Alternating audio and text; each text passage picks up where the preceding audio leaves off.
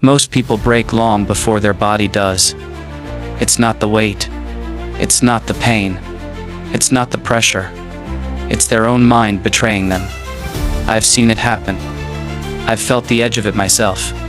That moment when life turns savage. When the world doesn't care how tired you are. When nobody's coming to help you. That's when the weak break, and the unbreakable rise. I'm not here to give you a motivational quote. I'm here to tell you exactly how I built a mind so solid. That no setback, no loss, no betrayal, no hardship could put me down for good. If you're still breathing, you're still in this fight. Now let's sharpen your edge.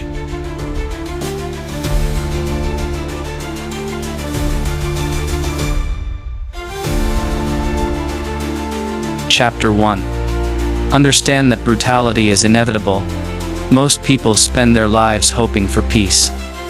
They wait for easy days. They pray for problems to disappear. That's why they stay weak. I accepted early on that life is a battlefield. You don't avoid hardship. You prepare for it. You expect it.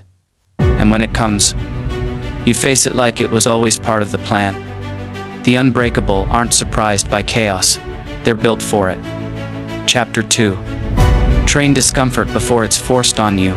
If you wait until life forces you to be tough, it's already too late. I build pressure into my days. Cold showers when I don't want to. Extra workouts when I'm exhausted. Saying no when it's easier to say yes. Waking up early when nobody's watching. Discomfort becomes my training partner, not my enemy. So when life turns brutal, I don't fold. I fight. Chapter 3. Control what you can, ignore what you can't. The mentally weak obsess over everything. They overthink. They panic about things out of their hands. I strip that habit out of my system. I focus on what I can control. My effort, my response, my attitude, my habits. Everything else is noise, and I don't entertain noise. Chapter 4. Build emotional detachment in chaos. When people lose their minds, it's because they let emotions hijack them. I taught myself to detach, not to be cold, but to stay calculated. In pain, in heartbreak, in pressure, I analyze before I react. I observe before I move.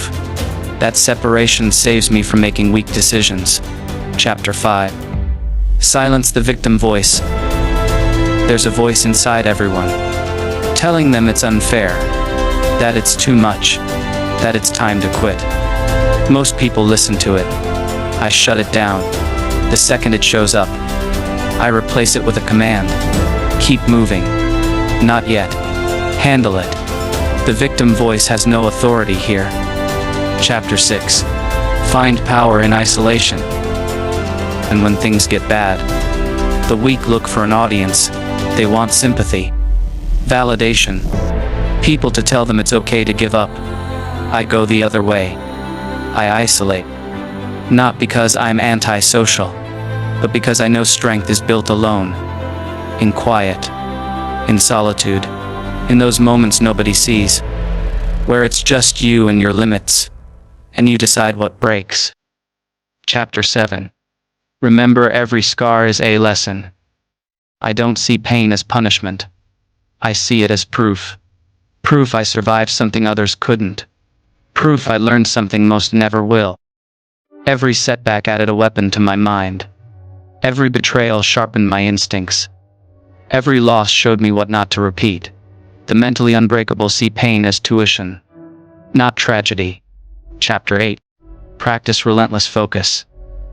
In brutal moments, the average scatter their attention. Worry about 100 things at once. I lock in. One priority. One problem. One mission. Everything else gets ignored. Focus isn't talent. It's a decision you repeat so many times. It becomes who you are. Chapter 9. Build a ruthless routine. When life turns savage, most people abandon their structure. They stop working out. Stop waking up early. Stop eating clean. I double down. My routine isn't optional. It's survival. Because routine gives me control, and control gives me power when everything else goes to hell. Chapter 10. Stay silent until the storm passes. I don't vent online. I don't post my problems. I don't look for applause for surviving. I move in silence. Because every time you speak about your suffering, you hand it more power. I let my actions tell the story. And when the storm clears, I'm still standing. Not because life was kind, but because I refused to fall. Final lesson: staying mentally unbreakable isn't a gift. It's a strategy. You decide to stop flinching at discomfort. You choose to face pain like it was part of your blueprint.